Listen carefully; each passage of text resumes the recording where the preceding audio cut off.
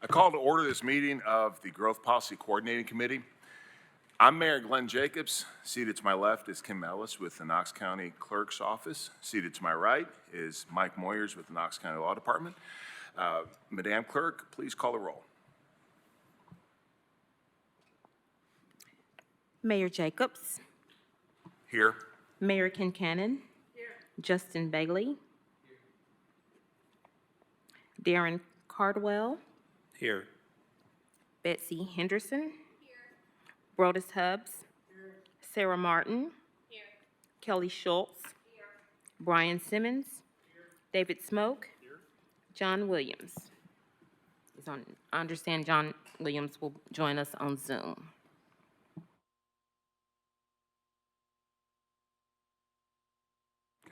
So we have 12 members present, and that is a quorum.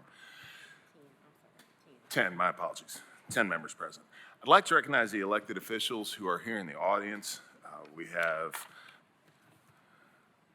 from Knox County Commission, Chair Terry Hill, Commissioner Richie Beeler, Commissioner Carson Daly, Commissioner Kim Frazier. Then also from the town of Farragut is Mayor Ron Williams and Vice Mayor Louise Povlin. And we also have some members of the Planning Commission who are joining us here tonight. Did I miss anybody? No. Thank you all so very much for being here. We do have a change in the agenda tonight. Because of an error in the public notice in the media, this meeting is for informational purposes only and will not be considered one of the 2 public meetings required by state law for this committee. Everyone on the board here should have a new agenda in front of them.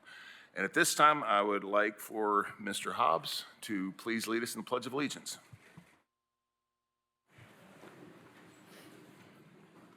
So all rise, face the flag, salute, pledge. I pledge allegiance to the flag of the United States of America and to the republic for which it stands, one nation under God, indivisible, with liberty and justice for all.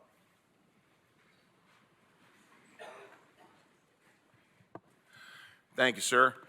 And at this time, could we please go around the table and have everyone introduce themselves and the organization that you represent here? Darren Cardwell with Hallsdale Powell Utility District, General Manager. Kelly Schultz, President and CEO of Knoxville Habitat for Humanity. Brodus Hubbs, Knox County Soil and Water Conservation District Board of Supervisors. Betsy Henderson, Chair of the Board of Education for Knox County. David Smoke, Town Administrator for the Town of Farragut. India Kincannon, Knoxville Mayor. Sarah Martin, owner of Open Door Architecture. Amy Nolan, Knoxville Chamber, and I believe I need to be recorded as present. I don't think I was on the roll call. Brian Simmons, developer with Simmons Property Group. I think everybody else got the microphone tutorial but me. Justin Bailey, CEO, Realty Executives. Well, thank you all for being here, and thank you for serving on this committee. Next, we'll hear a presentation from Allison Foote with Kimberly Horn. As you know, Knox County made an effort to amend the growth policy plan in 2019. After that attempt, we heard what other legislative bodies and residents were asking for, and the results of that process have led us back here. Allison is here today to give us an overview of the draft comprehensive plan and the proposed growth policy amendments. Welcome, Allison. If you wouldn't mind coming up to the podium, please. Thank you.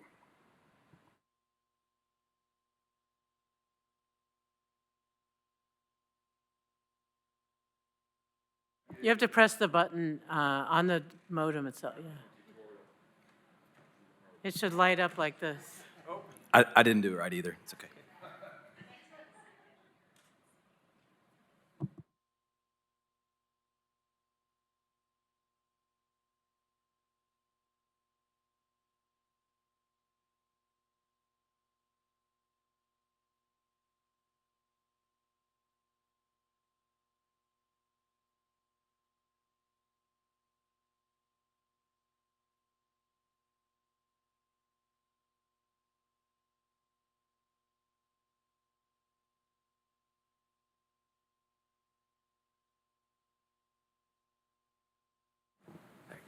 All right. I'm glad we got over that little bump in the road. Thank you, Mr. Mayor. Thank you, members of the committee. I appreciate having the opportunity to present to you all today. I was the project manager for our Advanced Knox Comprehensive Land Use and Transportation Plan. I have had the opportunity to speak with many of you all throughout that process, so thank you for being a part of our process throughout the past couple of years as we've gone through the development of this plan. As the mayor has said, the intent of today is to introduce our growth policy plan, and on the next slide we have an agenda that kind of goes through. We'll give you a little bit of background on the plan, as well as our land use and transportation recommendations, just a brief overview of those from the Advanced Knox Comprehensive Plan. And then we'll get into the proposed edits to the growth plan policies, as well as the growth plan map. So first, let's set the stage with an introduction to the growth policy plan. So this is required by state law. Every city and county government has to have a 20-year growth plan. The growth plan for the county was last adopted in 2000. There was an attempted update, as the mayor alluded to, in 2019. This committee is also defined by state law, and as you all are aware, because you're here today, the appointments were made both by Mayor Jacobs as well as Mayor Kincannon. So just to give a little bit more detail, the goal of this committee is to establish a growth plan that clearly defines our urban growth boundaries for each of the municipalities within the county, and then also identifies the planned growth and rural areas of the county. So the committee will be talking about proposed amendments to this plan, focusing on growth in areas where infrastructure is in place. So just to give a little bit of a perspective on our relationship of our adopted plans, you can see that the growth plan, where we establish that policy language as well as the growth planning boundary, is kind of that 20-year controlling plan. Again, state law requires that. In that second row there, you see the general plan as well as the sector plans. What we're doing here as a part of the comprehensive land use and transportation plan will actually take the place of those planning documents. So we are excited to have had the opportunity to really revisit the plan for land use and transportation in a much more holistic way as a part of this process, which has led us to where we are today. So just wanted to provide a little bit more definition, differentiating the growth policy plan map and the future land use map. So the growth policy plan map has to designate an urban growth boundary, a planned growth boundary, and a rural growth boundary. So just to give a quick vocabulary lesson, because we'll see all of these things coming up as we get more into the presentation today. The urban growth boundaries contain the corporate limits of the municipalities and the territory where growth is expected. The planned growth areas include the compact sections outside of the incorporated municipalities where growth is expected. And then the rural areas obviously fall outside of those two areas. And they're intended to be preserved for things such as agriculture, recreation, forests, wildlife, etc. So just differentiating that from the future land use map, that's really our opportunity to visually present the vision for growth within the county. It is an opportunity for us to incorporate the growth policy plan map, but we go beyond that with additional detail on how we can be developing and kind of the look and feel for that into the future. And I think one of the things that's most notable about the land use plan as it has been prepared as a part of Advanced Knox is that it includes specific place types to help people visualize the various forms that development can take and to help describe the future that is envisioned for those areas. So with all of that kind of tucked away in our memory banks, I want to give a little bit more background on the Advanced Knox planning process and set the stage leading up to this growth planning process. So we actually began Advanced Knox back in late 2021. As you all likely know, it's been quite a long time since a full comprehensive planning effort has been undertaken at the county level. So this was an exciting opportunity to look at all of these things in a very comprehensive way. We had 3 major phases, including a state of the county where we looked at existing conditions and trends, as well as the development of scenarios, I'll talk about that more in a moment, and the finalization of our plan recommendations. Each of those was accompanied by a round of public engagement. We are now in the final stage here with the development of a plan that is now available on advanceknox.org.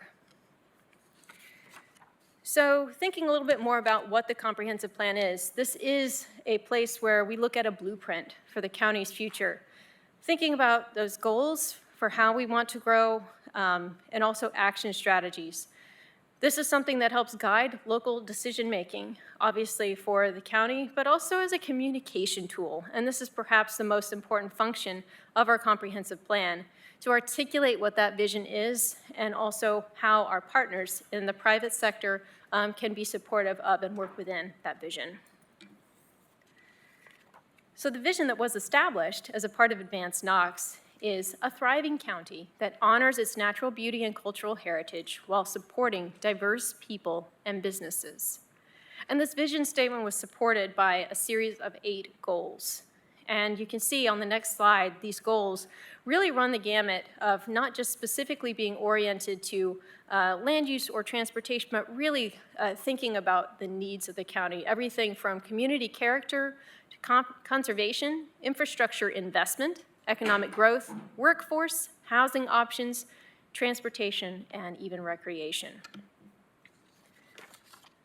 So one of the things that was a hallmark of this planning process was the wide array of stakeholders that we had involved as we went through this. We had 2 committees that helped us walk through various different stages of our plan, a technical committee that really had some subject matter experts, as well as an advisory committee that was more citizen-based. We did targeted stakeholder outreach during this process. We also had 2 subcommittees comprising our utility partners as well as the county schools. So those were incredibly important to help us understand what some of those existing challenges were and future needs were going to look like as well. And then I mentioned we had 3 major phases of public engagement. Focused on our listening and learning. This was where we really got feedback on our goals for the plan. In our second phase, we called that making choices. That was where we came with some scenarios and had people react to what growth could look like, what the future could look like in terms of land use and transportation for the county. And then gathering that feedback, we came back for a 3rd round with some proposed recommendations, thinking about what those could look like and also setting the stage for prioritization. So to move into the land use and transportation recommendations, I mentioned that we undertook a scenario planning process. And this was valuable to us because we wanted to kind of have that first opportunity to ask some questions of what could the county look like in the future, and what choices are we trying to make, and also what things are we trying to measure that define success for the county. By evaluating those scenarios, testing them, that's where we gathered feedback from the public as well, we were able to then understand the development of a preferred scenario that essentially combined parts and pieces of all of those different previous conceptual scenarios. We measured those against some metrics that we had established that correlated with our planning goals, refined that based on some of the demand and the availability based on conversations with our school and utility partners, and that helped us arrive at a future land use map. And you can see in that future land use map something that I'm going to talk about here in a little bit, which is that our future land use map is organized by place types. And so again, those place types are an opportunity for us to provide more structure and definition about how we might be growing and structuring in the future. Our transportation recommendations, we looked at all different types, but you can see we categorize them here by safety, capacity adding projects, modernization projects, and what we're talking about there are non-capacity adding projects that are hopefully addressing some substandard issues on some of our facilities, and then also multimodal projects such as greenways. Something of note on this map is we have 21 different near-term projects identified. And this was really a hallmark of this plan that was unique from previous planning efforts, as we did look at potential available revenues into the future. We financially constrained our plan based on a prioritization effort that correlated back to some of those goal setting and public efforts that we had gone through. So we had 21 projects identified within that near term, as well as looking at some specific funding set-asides to help us advance some transportation infrastructure programs. One of the other things that was unique and beneficial to our process was thinking about fiscal impact. And this is where we were understanding the revenues that were being generated within the county as an impact of some of our projected growth, and then also the cost to serve for that growth. And something that we learned from that as we looked at going out into the future in 2045 is that if we were to maintain our status quo, and you can see this on the next slide, that we would actually be looking at a 1.9 million annual shortfall. And this is something that obviously we don't want to have more cost to serve exceeding what our revenue is that's coming in at the county level. If we move toward that preferred scenario, which is where our future land use map is based within, we actually see a surplus resulting there so that our revenues generated do outpace our cost to serve for the types of growth that we're anticipating. So a couple of other things that were, I think, notable in our plan. We're thinking about policies because we wanted to be sure that this is a plan that is actionable and implementable. Some of that you saw through things like the fiscal constraint, and others you saw through these policy items. Now, this is intended to help us bridge the gap between what we're seeing in the comprehensive plan and the next steps that are being taken by the county with the creation of their updated Unified Development Ordinance. So these policies cover all of our different goal areas. They look at transportation and land use, and they help us just understand what we need to be doing from a supportive standpoint to bring some of those recommendations into fruition.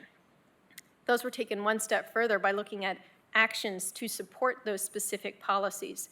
So within our plan, you can see all of these. I've just taken a snapshot of just a few of them up here on screen. And then finally, one of the other things that I think was helpful for us to note was a project management cycle. Within this process, we recognized that we needed to understand how this plan was going to continue to be a living document, and also add some structure to what that could look like in the future.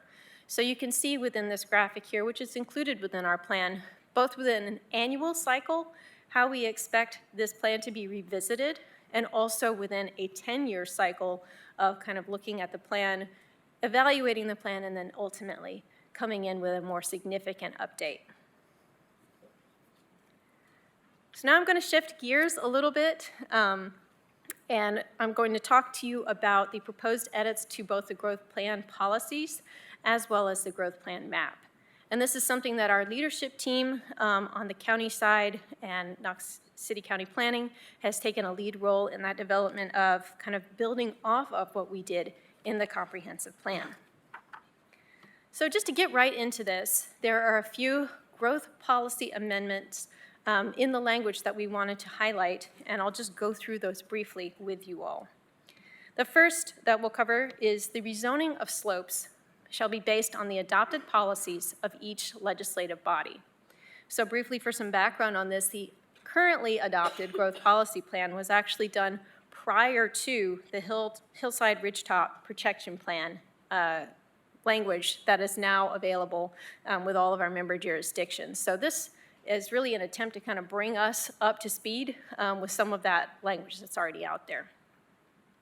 So moving into our second policy amendment change, rezonings in the rural areas shall be limited to the following place types: rural crossroads, rural conservation, and rural living.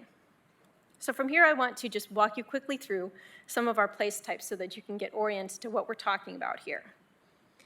So on the next slide, you'll see our rural area place types. And we have three major place types there. We have rural conservation, rural crossroads commercial, and rural living. Now, our rural conservation and rural crossroads commercial place types can occur both within the planned growth area and the rural area. And we'll talk about, a little bit more about why that is when we get over to the map section. The rural living place type is something that occurs exclusively within the rural area that you'll be seeing. So, and as you can see, each one of these is laid out in much more detail. We have a kind of a full definition. Each one of these actually has their own page in the comprehensive plan, so there's a lot more detail available online if you want to dig into any of these place types. Just a couple of other place types. I'm going to walk through the full complement of these so that we can all see them.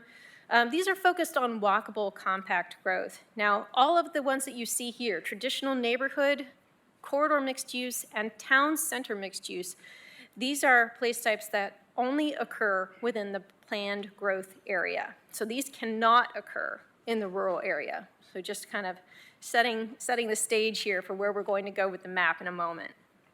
Going on to the next slide, we're looking at our place types that are focused around suburban growth. We have suburban residential, corridor commercial, suburban mixed residential, and business parks. And again, these are areas that can only occur in the planned growth area. They cannot occur within our rural area. So again, just kind of setting that expectation. And finally, kind of our other place types that round us out, we have civic and institutional, mining and heavy industrial, and parks and open space. Now, these place types can occur in both the rural areas and the planned growth areas. So just for note, kind of these other place types you can see in both of those contexts. All right, so moving to our third policy language change. Residential development in the rural area shall be limited to the following conditions. So there are 3 conditions that I'll lay out here. They go over 2 different slides. The first is no more than 2 dwelling units per acre. The second is sanitary sewer and public water must be available. And the third is that they must be on a collector road with a minimum width, this is on the next slide, of 18 feet and as defined in the major road plan as adopted by the City Council and the County Commission. So just for reference here, there was language in the previously adopted growth policy about this particular context. This is a refinement, a modification to that language. Really the intent of this section, which you can see on this slide, is to allow residential development into rural areas where utilities and infrastructure are currently available or easily expanded and in accordance with the rural place types. So this is just kind of updating so that we are fitting more cleanly within the context that we have established with the future land use map. So that will move us into the proposed edits for the growth plan map. And again, you can see the growth map is available on advancedknox.org, and all of this information that we're kind of talking about is available on there as well. But just to kind of tell the story of how this growth map was established, the leadership team looked at areas first within that planned growth area that's currently established and looked at those that could maybe accommodate more intense development. Now, the way in which this was looked at really went hand in hand with the place types that have already been established with our future land use map, because those place types help us understand what is able to be accommodated based on our infrastructure, based on those conversations that we had with our stakeholders. And then that allows us to kind of get that first footprint of what could potentially be more intense within the areas that we've already designated as planned growth.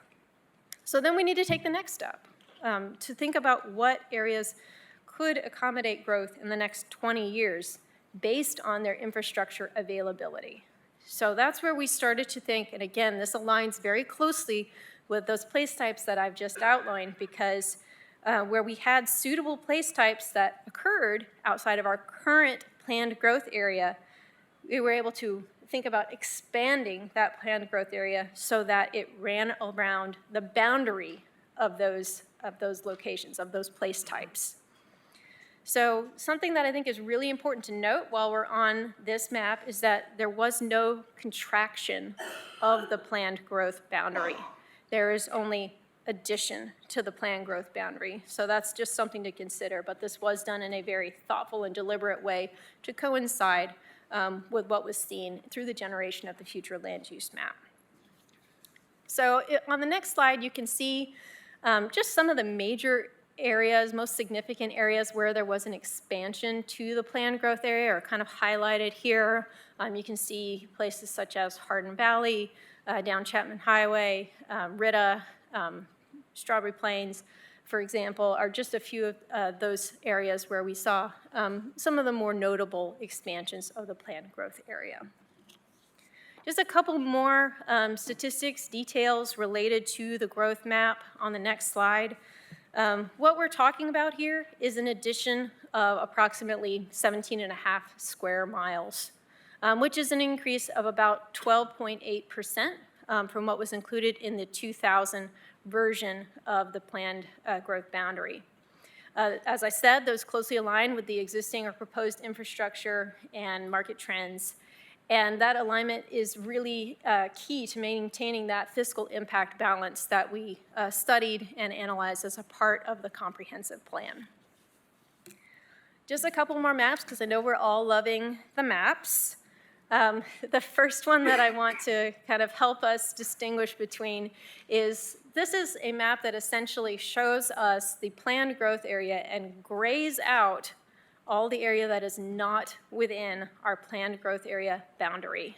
So what you can see here, and I think this is notable, is I mentioned earlier on in our rural conservation and rural crossroads commercial place types that those can be located both within the planned growth boundary and in the rural areas. So if you look, and I know the legend is really, really small, but the light green is rural conservation and the light pink is the rural crossroads commercial. You can see that some of that is included here.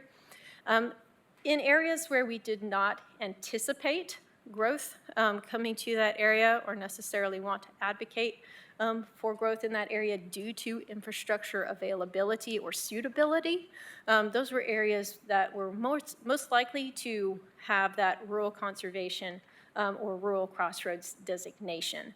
However, as we said, there was not an appetite to take those areas out of the planned growth area, and so they have maintained their inclusion here, but with that place type that kind of leads them to a more appropriate development scale to the infrastructure availability.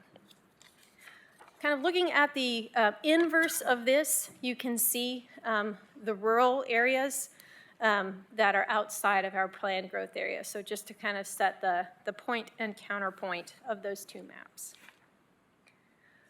All right, so now we'll move on to our next steps.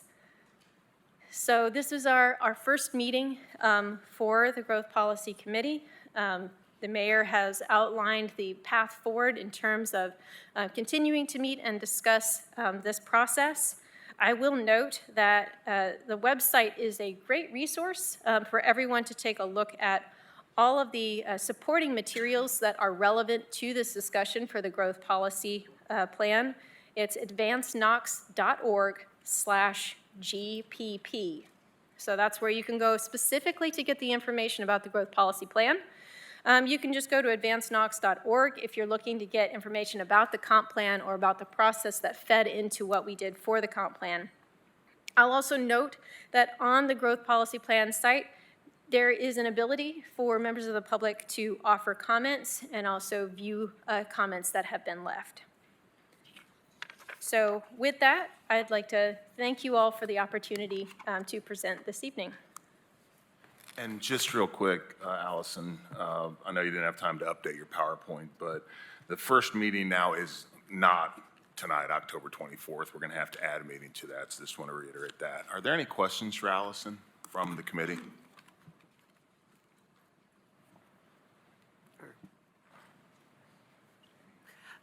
Yeah, on the rural area, so no more than, so if I have 10 acres in the rural area and I'm gonna spin off 2 acres to my kid, they can't put a septic in those 2 acres. I can only, if I've got septic, I can't spin it off and farm and give 2 acres to my kid to build a house, unless it's got sewer. No more new septic in the county. Is that what we're saying? Just to clarify, Amy, give me a specific example, because I don't believe that what we're doing here would restrict what you're saying, but I want to make sure I understand the question. Okay. Let's say I've got 10 acres and a house, and I'm in the rural area, and I'm on septic, okay? But I want to take 1 acre and give it to my kid to build a house. But if they have to be on septic, that's a no-no? Because it says here it has to have sanitary sewer and public water. No, it's my interpretation. We can take a little closer look at that, but it's my interpretation, or it was our intent to allow for that subdivision of an ag zone of 1 acre to allow for that gift to a son or daughter. That's my understanding. Because it stays in the ag zone then? Correct. Okay, gotcha. Correct. I believe that's correct. I will verify that, but I believe that's accurate. Okay, thank you, sir. Thank you. Mr. Hobbs? Yes, I'd like to ask some questions here. Could we modify the proposed map to pull in the planned growth area in some areas like north of Asheville Highway or Rita, where we have extremely good soil and agriculture? This is where some of our best farms are, and that contributes to our economy. And those farms are a big reason why people want to be in Knox County instead of Nashville or Raleigh, North Carolina, or Atlanta, Georgia. And also, could we see a map that just shows the expanded planned growth area and the soil map for that area? And how much prime and locally important farmland soil is going to be consumed with the expanded planned growth area? Do you have any comments on that, Allison or Jim?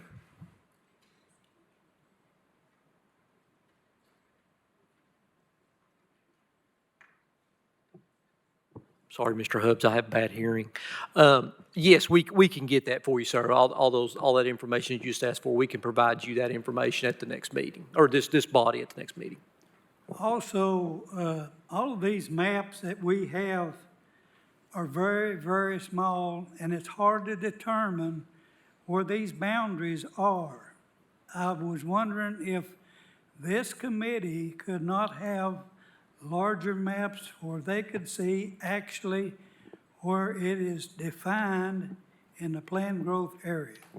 Yes, sir, we can do that. And one other thing that is the slider map on the website.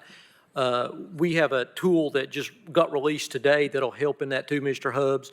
It essentially allows you to slide, and on one side of the screen is the old map, and one side of the screen is the new map, and you can zoom in parcel level. So if someone wants, after you look at that, if you still want paper copies, we can give you full-size maps, but I think that slider map will be a big benefit also. Well, I would like to have a full-size map to where I can see that. We'll be glad to get those for you and anyone else that wants them, sir. Did you say slider? Okay. I couldn't decide whether it was slider or spider. Slider. Slider. It's a slang. I'm sorry, ma'am. That's okay, thank you. And also another question is, why are we putting rural conservation place types inside the planned growth area? I'd like for someone to explain to me what is the implication of extending the planned growth area to property that is tentatively designated rural conservation in the future land use map. If that property is in the planned growth area, can the place type be changed to something like suburban residential or a corridor commercial? Are there restrictions on changing it if that parcel is prime agriculture land?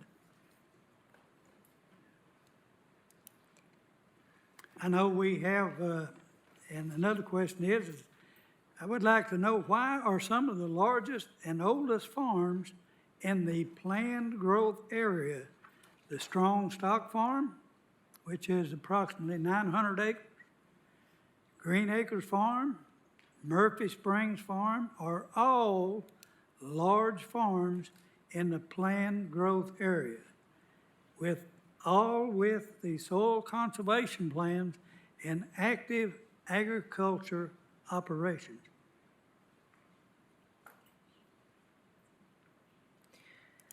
So I think I can tackle the first part of that, and then I may want to get clarification on the final part of your question there. So I think the first part of your question was regarding the inclusion of rural conservation within the planned growth area.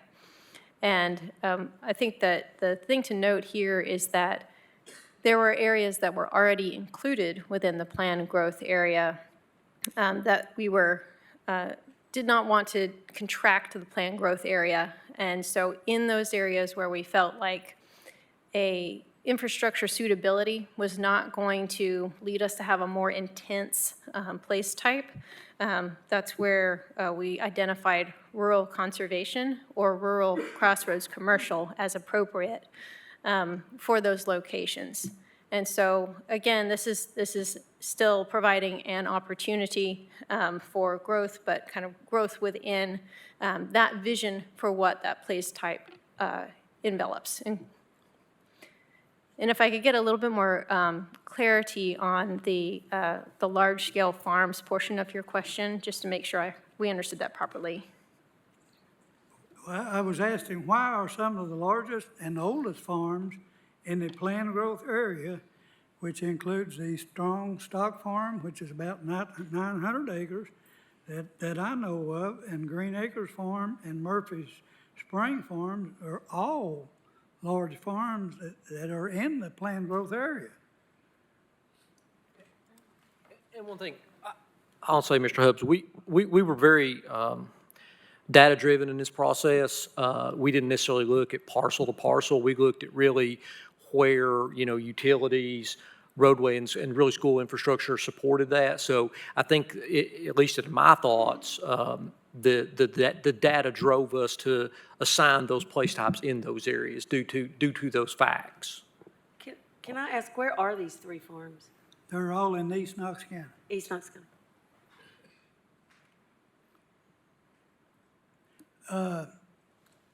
I don't know whether this group is aware, we used to have multi dairy farms in Knox County.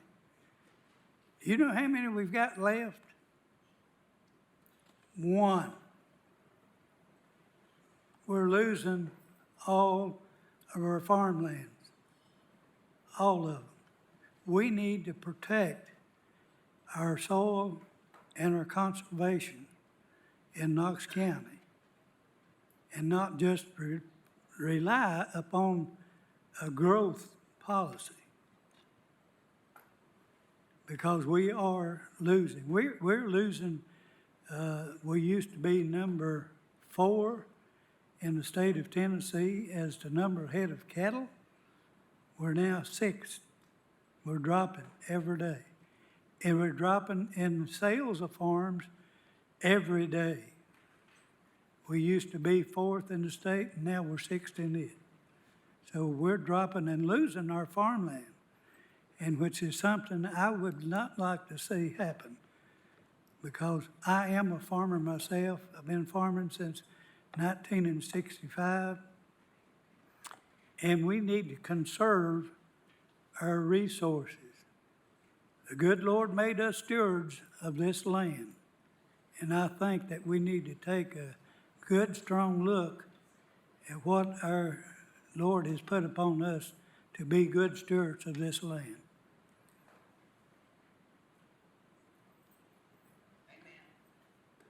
Mayor?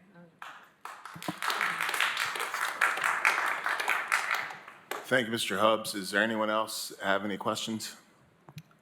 Yeah, I have a Yes, please, ma'am. question. First, I just want to compliment all the people who worked on Advanced Knox. It was a really intensive and long and I thought, a well-done process with a lot of opportunity for communities to share their thoughts and input and vote and all that. So compliments to all the people who made that happen. Second, I think it would be helpful to understand, there's this proposed change in the growth boundaries. It's always important for me, I think, to think about what happens.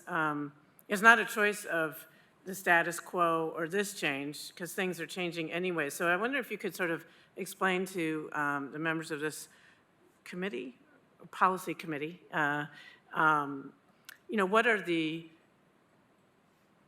what happens, what's happening now, because things are changing now, and how can we meet the criteria and some of the values on slide 23 about ensuring the development is sensitive to existing community character, infill and redevelopment along existing spaces with infrastructure. So some of that's not happening right now. And how would this help? And if we do nothing, also what happens?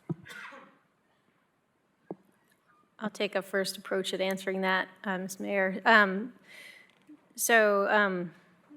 One of the things that I think we began with in the advanced Knox process was initially through that state of the county to understand what the projected growth was coming to the unincorporated portion of the county.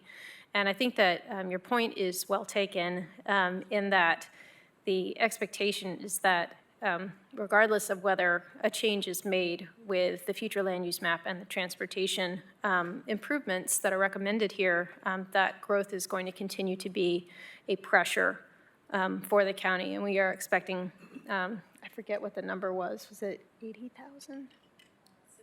70,000 people coming to the unincorporated portion of the county within the next 20 years. 20 years. And so it's a very large number. And so what we did is we moved into that scenario planning process was we actually started with a status quo, kind of business as usual scenario.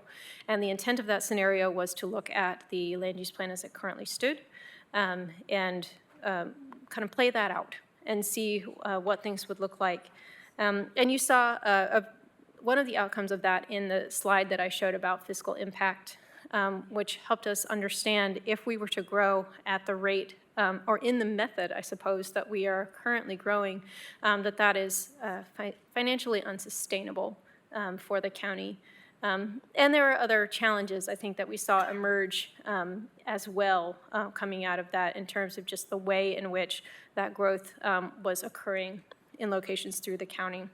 So the intent here was really to embrace the goals that were identified and to understand, are there ways that we can be more deliberate, that we can be more forward-thinking in using the information that we gathered about our infrastructure, both now and into the future, to take that into consideration. And that's how we arrived on that preferred scenario. And one of the things that some of y'all have probably seen in previous presentations is that we actually went through and did a data analysis on all those scenarios and said, how are we performing against each one of these different metrics that we've said are important to us that relate back to these goals? That preferred scenario that our future land use map stems directly out of performs as well or better as every scenario that we studied, which includes the status quo. So that was really important to us to make sure that we were holistically examining that and kind of moving to the future land use map in an informed way. And I think one of the other hallmarks of this plan is that since it's been so long since we've had a coordinated transportation and land use strategy, being able to go back and develop those transportation recommendations in a way that is complementary of what we are expecting from a future land use perspective, and then actually assigning dollars to those and priorities to those as well, helps the county be better stewards of the tax dollars that are coming into the area. So I think all of those were kind of key considerations that we were thinking about. Anything you want to add? Just to dovetail a little bit on that, Mayor Kincannon, is we looked at the three scenarios as part of the I guess the second round of public hearings, and it was, status quo, and on the road again, which was kind of corridor commercial, and then a town center. I can't remember its name, but anyway, it was a town center approach. And the public pretty much resoundingly didn't want the status quo. They wanted the town center approach, and that's really kind of what drove our preferred scenario. And I think that, to Mr. Hubbs's point, is kind of where we were able to intensify growth in certain areas so that we could preserve the rural areas. So we were trying to marry both desires together, allow growth to occur reasonably and fiscally responsible, but also preserve those rural areas. So that was one thing I thought I'd add. Thank you, Mayor. I didn't see it in this presentation, but Jim, I have seen some acreage that if we continue the status quo, we end up with a bunch of sprawl, and we see a lot less acres that we could consider rural or in conservation. Could you speak to that for a second, please? I hate I don't have that number off the top of my head, Mayor, but we can get that for this body next time. But you're exactly correct. It was, if we went down that path to absorb this 70-some thousand people, we would be absorbing a tremendous amount more of that, that farmland and of that rural character. So that's why we tried to focus on having more intense growth in areas where utilities, roadway and school capacity allowed for it. So I'm sorry I don't have those numbers, but we will have those for this body. My apologies. Thank you. Any other questions or comments? Mayor, if I Yes, could. Mr. Smoke? I just want to say I appreciate both you and the county commission going through this monumental task, trying to come up with a land use plan for the entire county. It's a large endeavor, and it's been a good endeavor, and I appreciate being a part of it throughout the entire time. I had a couple of technical questions regarding some of the recommended language changes. Is now an appropriate time to ask those, or should we get with you afterwards and discuss with staff? I think let's put that in the next meeting, since this is not an official meeting. This is probably something we'd want to do at that meeting. It's more informational, but thank you. Yep. Great, thank you so much. We appreciate you, Allison. And I would be remiss also if I didn't thank everyone who's involved in this process, including Kimberly Horn, our folks at Engineering Public Works, Planning Commission, Mandy Benedict from my office. This has been a monumental task, and it's been a couple years in the making, and something that we've been focused on quite heavily over the past 2 years. So thank you all very much for your work on this. So next is public forum. Individuals have 3 minutes to address this body. Please, when you approach the podium, please state your name and county of residence. And as I said, you have 3 minutes to speak. And also, please limit your topic to this particular issue. This is not Planning Commission, it's not City Council, it's not not County Commission. So just to the issue of the amendments for the new growth policy plan, as well as anything that has to do with the map. Up first is Shannon Boyce, or Sharon, excuse me, I'm sorry, Sharon. Would you please approach the podium and state your name and county of residence? Thank you, and you have 3 minutes.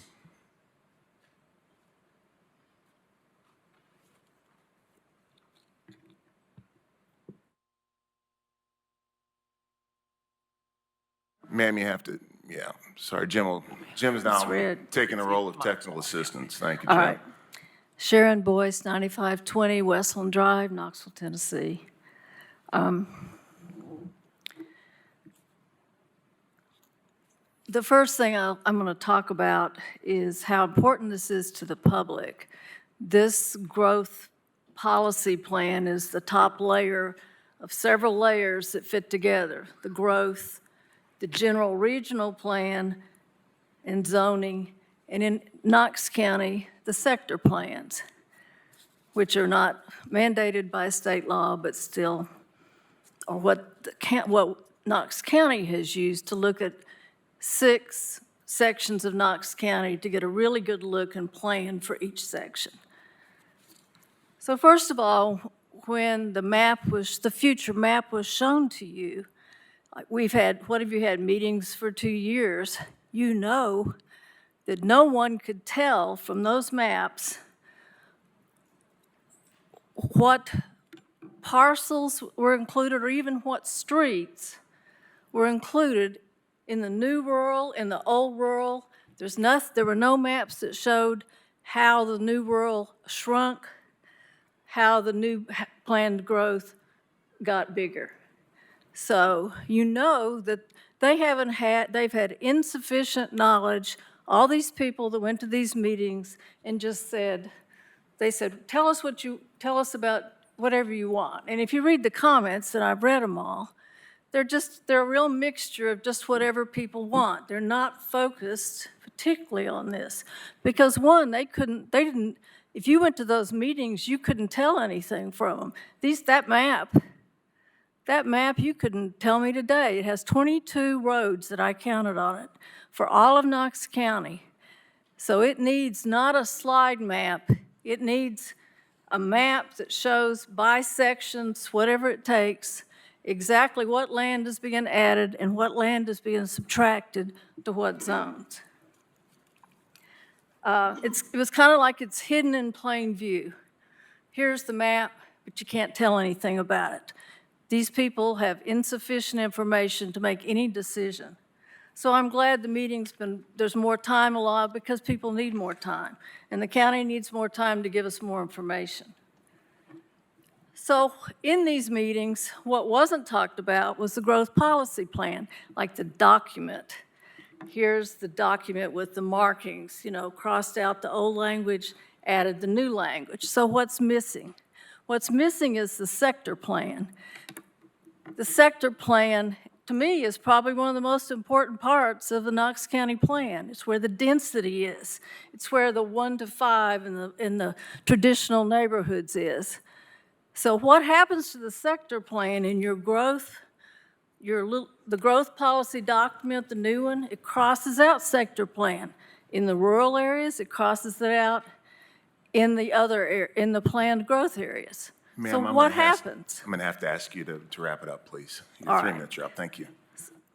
So in conclusion, basically, you'll find that the new growth policy plan is weaker than the old one. Thank you. Next up, Jack Woodall. Please come to the podium and say your name and county He's not residence. going to speak today. Okay, thank you, ma'am. Kevin Murphy. Kevin, please approach the podium and state your name and county residence. You have 3 minutes.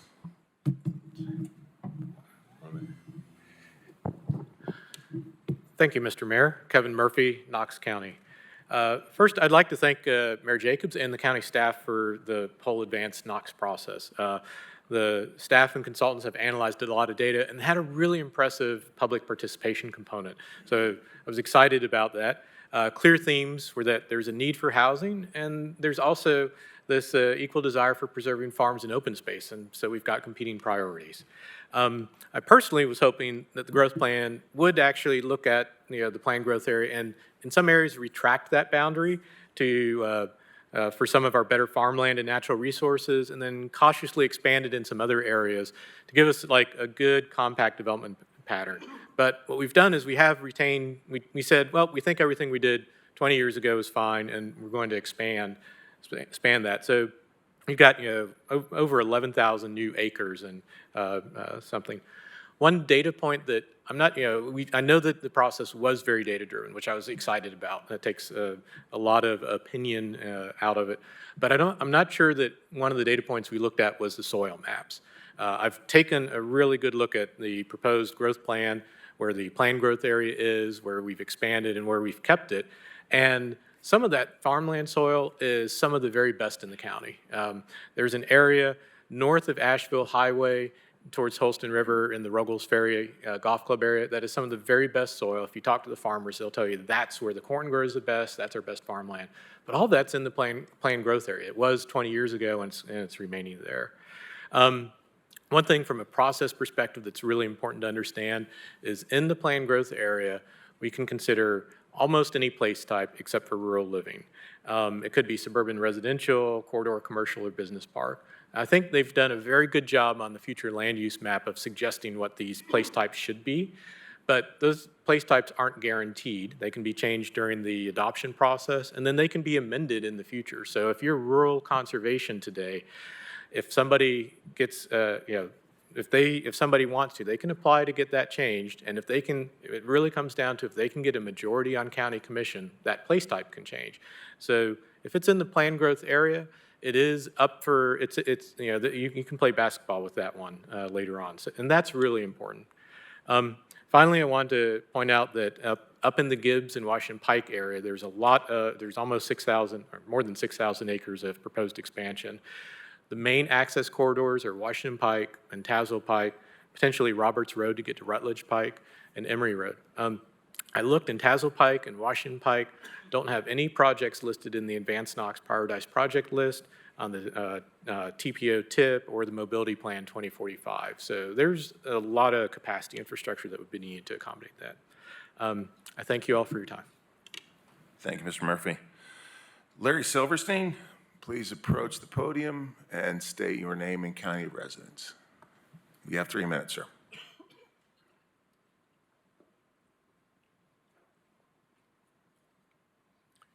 Larry Silverstein, 7808 Sheffield, Knoxville, Tennessee, 37909.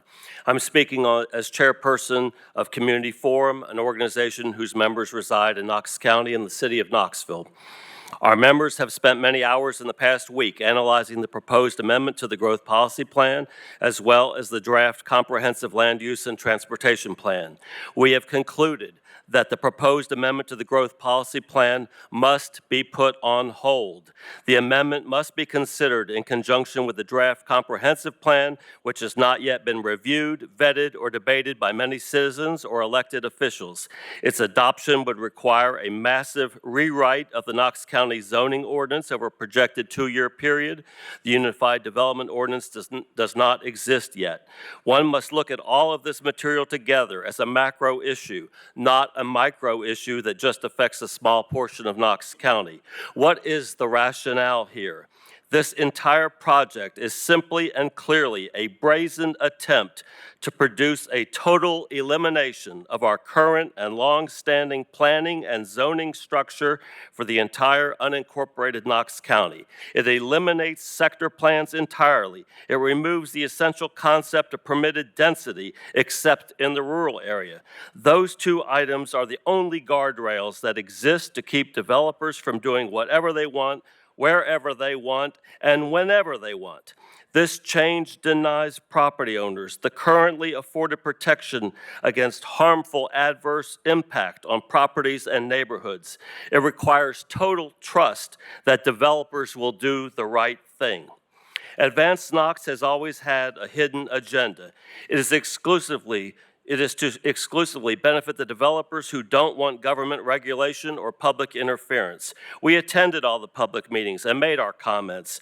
All the discussion and public comments from Priorities Week, Choices Week, Scenario Planning, and Ideas Week was about protecting hillsides and ridgetops, improving infrastructure like unsafe and overcrowded roads and inadequate sewers, requests for additional schools, parks, and greenways, and having infrastructure in place before development were common. Concerns about existing flooding and traffic congestion were common. Citizens did not request that we abolish sector plans and have unlimited density. It was never even discussed. It is disappointing and outrageous. Now we see behind the curtain and the real agenda. We were assured this wasn't going to be another recode, the city's rewriting of the zoning ordinance. Now we know the truth, but can't see the unwritten document. Each place type states in small print that the zoning ordinance is where all the actual standards will be stated, to be written long after the growth plan is amended.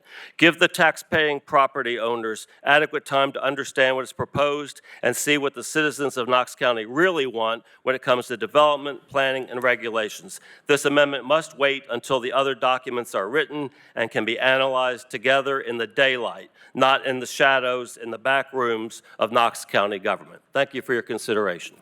Thank you, Mr. Silverstein. Next up is Philip Graves. Mr. Graves, please state your name and county of residence, and you have 3 minutes.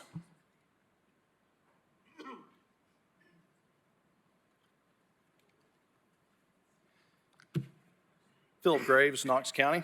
Good evening, and thank you for the opportunity to speak tonight. I'm speaking in opposition to the proposed growth policy plan, speaking on behalf of both the Gibbs community and as a whole and as a private individual. I took part in both the in-person and virtual meetings. It was my observation during those meetings that one of the most common requests that people made was for conservation and preservation of our natural resources, or rural resources, sorry. Changing nearly 7,000 acres of rural land in the Gibbs, Ritta, and Coreyton communities alone to planned growth areas seems to be counter to the wishes of the people. I believe this plan ignores the voices of current residents in favor of the desires of development interests. I have a screenshot of one of the virtual meetings that y'all held. We were asked to rank our top 3 goals out of the 8 choices. Of the 270 responses, the top 3 were conservation at 49, transportation at 45, community character at 42.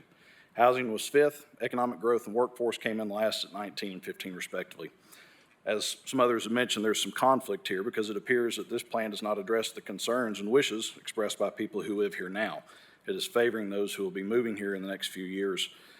We appreciate the ability to have input, but if the input is ignored, what is the point? According to the American Farmland Trust Farms Under Threat report, we're losing 1.5 million acres of farmland a year, which breaks down to 175 acres every hour or 3 acres a minute.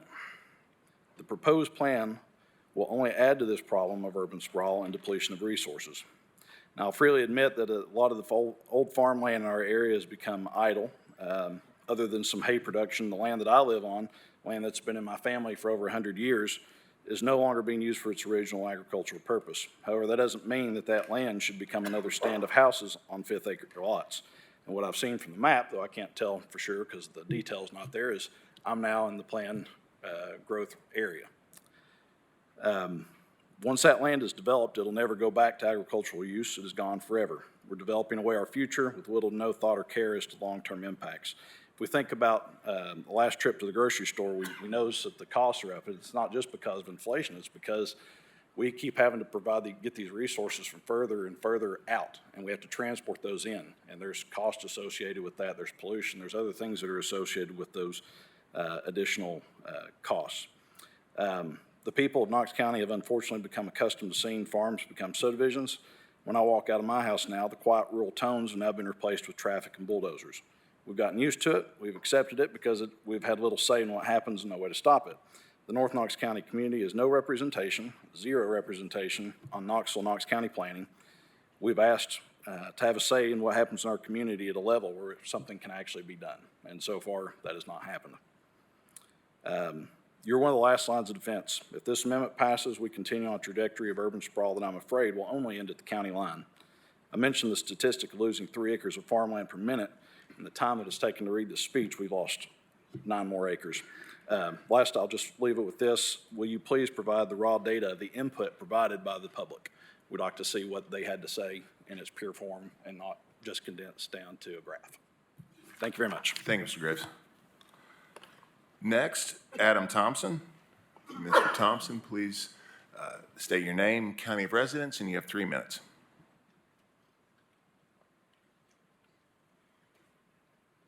Adam Thompson, Knox County.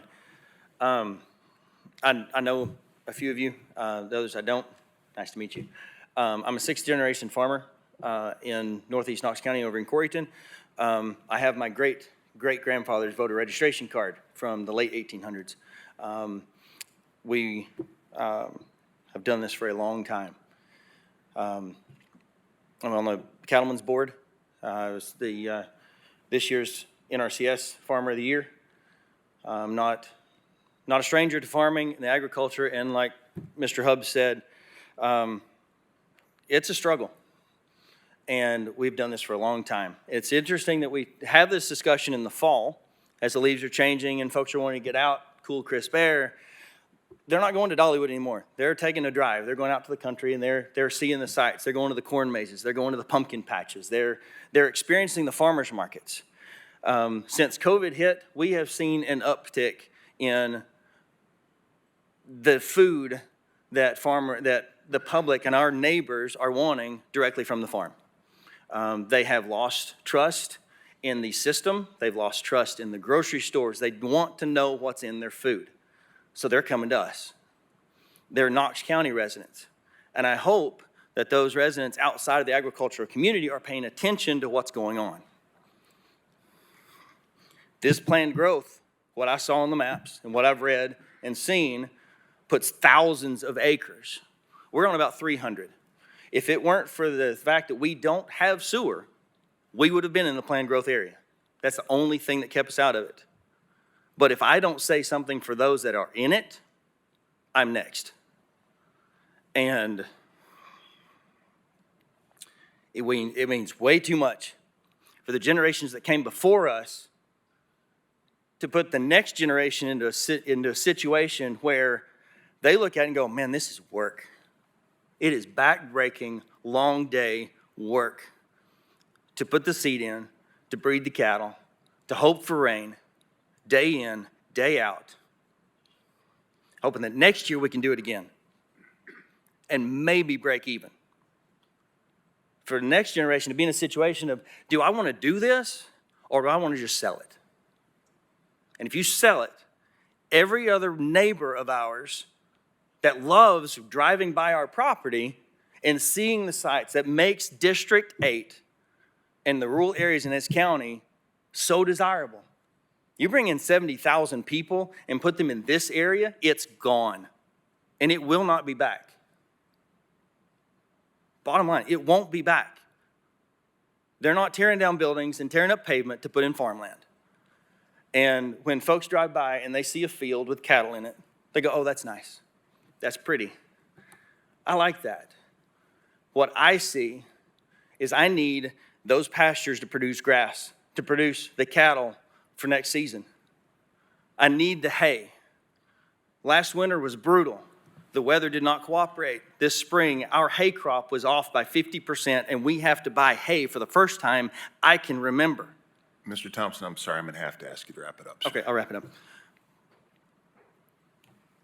There's a lot of hay ground in Knox County that people use to sell us hay.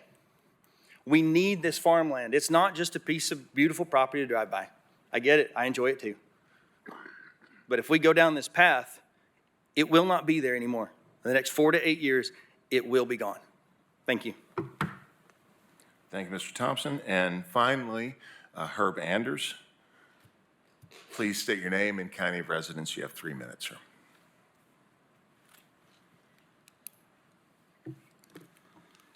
My name is Herb Anders. I live in the Ruggles Ferry community in Knox County. I want to thank this committee and their efforts to work on our planned growth here in Knox County. I'm here representing the Ruggles Ferry community, which is bordered by Asheville Highway, Andrew Johnson Highway, and the Holston River. We, in that community, there are about 850 families in that community. They live on approximately 6,000 acres. And it has been mentioned several times as some of the most fertile farmland in this county on both sides of that river, Strong Start Farm being one of them.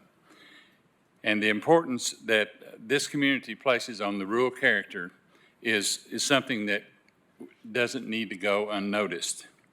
The 850 plus homes in that community make up this rural character. Many of the properties are generational families that have lived on this property for multi-generations. And many of them are farmlands. There are several over 100-acre farms that are working farms. They're not just to look at and to enjoy from the roadway. The rural character is important to the residents. Important enough that during the redevelopment of Midway Business Park, our government officials and planning folks saw fit to mention the conservation of the rural character of the Holston and French Broad corridor in this 2012 plan. And if you're a member of this committee and you haven't reviewed that plan, I would ask you, please look at that 2012 plan. And it describes at that time what the desire of our government was to maintain the rural character of certain areas. And I would ask you to please look at that. Portions of this community is in the planned growth area. If I saw that map correctly, there's plan to expand that area in the Ruggles Ferry community. And I would ask that that be reconsidered, that no expansion, if not, be shrunk in that area. Our infrastructure will not support major developments, and And as noted by the previous speaker, the trend is there's an uptick in the rural character, as noted in some large purchases in our area of large tracts of land are going to remain in conservation easements and as working farms. And I would ask that this committee consider placing that entire area, Asheville Highway, Andrew Johnson Highway, and the Holston River in the rural designation. This, I think in the long run, also mentioned by the previous speaker, that these working farms help feed this county. Most of what they produce stays in this county. And several large, by Knox County standards, cattle operations. So my request on behalf of the Ruggles Ferry community is that this area be designated rural and that it remain to have the rural character as noted in the 2012 community plan, and that we take seriously the fact that these farmlands need to remain as they are and encourage expansion of farmlands. Mr. Andrews, I'm sorry, I'm going to have to ask you. Thank you. Thank and you so much. thanks again to the committee, and please, if you haven't seen that 2012 plan, please review that. Thank you. Is there anyone else that would like to take advantage of the public comment period? Okay, seeing none. The first official meeting of the coordinating committee will be scheduled for November 16th at this same time and in this same place. Please reach out to my office if you do have a scheduling conflict. We'll be in communication with you guys on that. And there is no further business in front of this committee, so this meeting is adjourned. Thank you all.